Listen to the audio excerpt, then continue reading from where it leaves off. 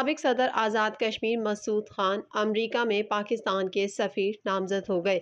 साबिक सदर आज़ाद कश्मीर मसूद खान का ताल्लुक आज़ाद कश्मीर के ज़िला पूंछ के इलाके खड़क से है।